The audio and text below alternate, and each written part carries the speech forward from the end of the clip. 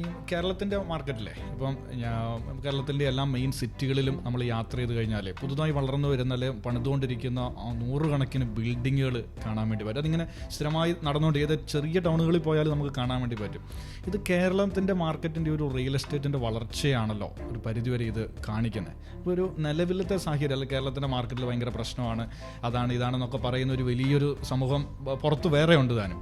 അപ്പോൾ കേരളത്തെ സംബന്ധിച്ചിടത്തോളം ഇത്തരത്തിലുള്ള ഒരു ഡെവലപ്മെൻ്റൽ പ്രൊജക്റ്റുകളുടെ ഒരു പോസിബിലിറ്റി എങ്ങനെയാണ് എന്നുള്ളൊരു കേരളത്തിനെ സംബന്ധിച്ച് പറയുകയാണെങ്കിൽ ഇപ്പോൾ കാസർഗോഡ് ഉപ്പള മുതൽ വിഴിഞ്ഞം വരെ, വിഴിഞ്ഞം അറിയാലോ. ഇപ്പോൾ ഇന്ത്യയുടെ ഏറ്റവും വലിയൊരു ഹബ്ബായിട്ട് മാറാൻ പോകുന്ന ഒരു വിഴിഞ്ഞം പോർട്ടിൻ്റെ ഈ ഏരിയയിൽ നിങ്ങൾ എവിടെയെങ്കിലും ഒരു ഗ്യാപ്പ് ഉള്ളൊരു സ്ഥലം നിങ്ങൾക്ക് കേരളത്തിൽ യാത്ര ചെയ്യുമ്പോൾ കാണാൻ പറ്റും? പറ്റില്ല. മറിച്ച് തമിഴ്നാട്ടിൽ കൂടിയും കർണാടകയിലൂടെയും നിങ്ങൾ പോകുമ്പോൾ ഇഷ്ടം പോലെ ലാൻഡുകൾ ഫ്രീ ലാൻഡ് കിടക്കുന്നുണ്ട്.